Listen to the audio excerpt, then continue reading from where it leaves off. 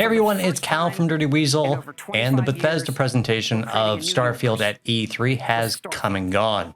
I am happy that we saw something about Starfield. The trailer created entirely with the Creation Engine 2 looked fairly decent.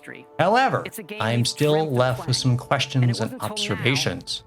Yep, Todd Howard was out there to present the trailer as is the norm for anything new from Bethesda Game Studios.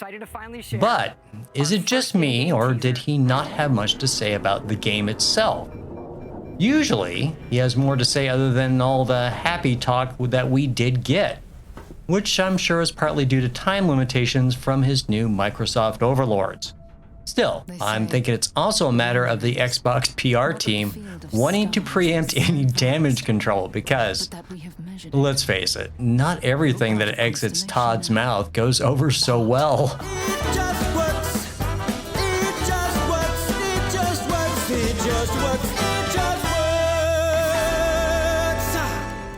It allows us to have 16 times the detail. 16 times the detail. Still, with all that said, when the trailer was over, I was still expecting Todd to be out there to give us a few more details.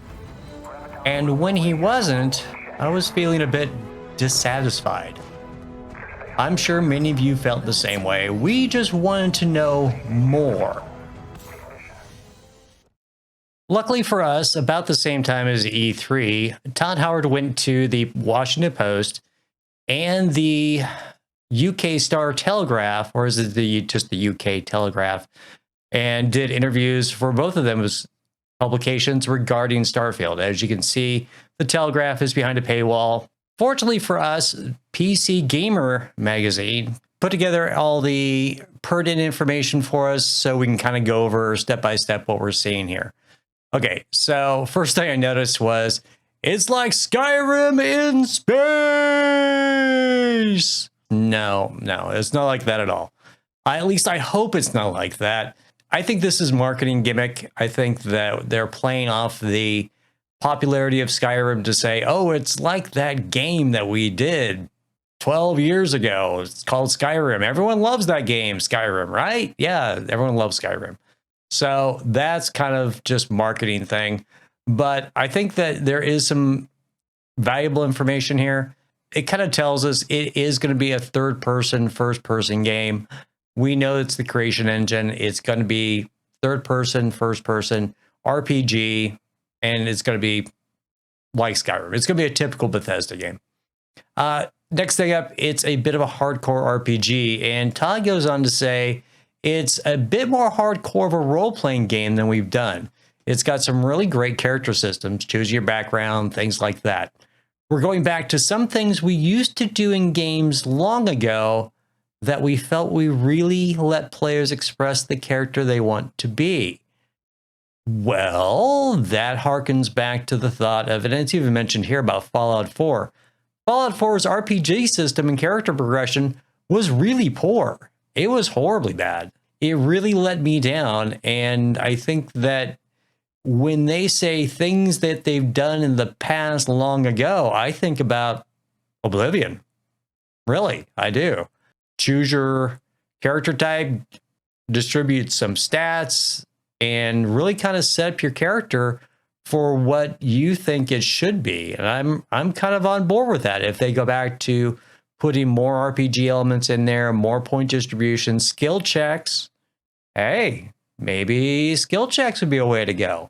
If you're going to do hardcore RPG, you got to have skill checks, because what's the point of having role-playing game and stats and skills if you're not going to use them for things? So hopefully we'll see skill checks come back in.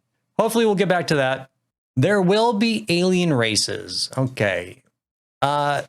They state that they saw some alien critters in a piece of concept art for Starfield, and Howard confirmed with the Telegraph that there won't just be alien creatures, but actual alien races.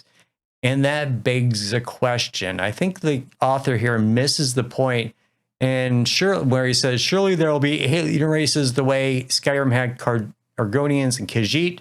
No, I don't think there's going to be playable alien races. I think there will be alien NPC races.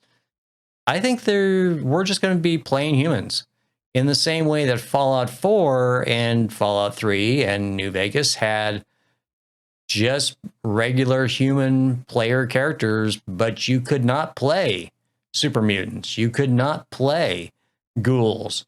I think Skyrim is unique in its effect that you can play different races in the game, but I don't think Starfield's going to be that way. I just don't think that's going to happen. Will there be alien races later through the modding community? Sure. If the Creation Engine 2, which is the next point here, the Creation Engine 2 is still kind of moddable to a certain respect. I have faith that it will be because it's Bethesda. They know where their bread is buttered. They sold Skyrim for all these years, and how many millions of copies did they put out where the Creation Engine 2 allowed modding? So does it look better than the Creation Engine original one, the first one? Yes, it does. And we've been complaining about the Creation Engine being wheezy and old and broken for quite some time. And Fallout 76 was a perfect example of that. Broken, bugs galore because they pushed it to its extreme. Now we're going to see the Creation Engine 2, and we'll see what happens. I've already seen a few things in the footage that I'm kind of encouraged by. So we'll have to see how that works out. One thing that the Creation Engine evidently can't do is you still can't climb ladders. And Todd Howard admits it and says, well, climbing is not, don't read too much into the ladder. It's a ladder to get you in and out of the spaceship. That's about it. So I don't think that the Creation Engine 2 is going to be able to let you climb ladders. There's still going to be loading screens when you go up a ladder to a new cell or a new zone. I think it's just the way it's going to be. I think that the Creation Engine 2 is still going to be limited to a certain aspect. So it won't let you do that. And the final point I pulled from here is Todd Howard says there are factions like Skyrim and with Constellation, and you heard that mentioned in the trailer, Constellation being one of them. And he states Constellation is this last group of space explorers. It's kind of like NASA meets Indiana Jones meets League of Extraordinary Gentlemen, a group of people that are still searching for answers. That's a really horrible analogy there. NASA, Indiana Jones, and the League of Extraordinary Gentlemen. Okay, yeah, not a good thing. But he goes on to say there are a lot of factions in the game, but Constellation is the main one that you'll become part of. It's kind of like Skyrim in terms of the structure of the game, where you're going to be who you want to be, and then there's different factions that you can join and really carve your own path. Well, I certainly hope it's better than the factions have been in the last couple games, because as much as I love Skyrim, the factions in Skyrim, not real fully fleshed out. There wasn't much to it. And Fallout 4, yeah, they had a role to play in the main quest, but really the world itself and how they did factions in the last couple games, and matter of fact, all their games, there was never really any type of consequence or reaction within the world. In other words, if you're doing these things for these factions, are you going to be recognized as the head of the faction as you advanced up? Are you going to be having world events happen because of things you did within a faction?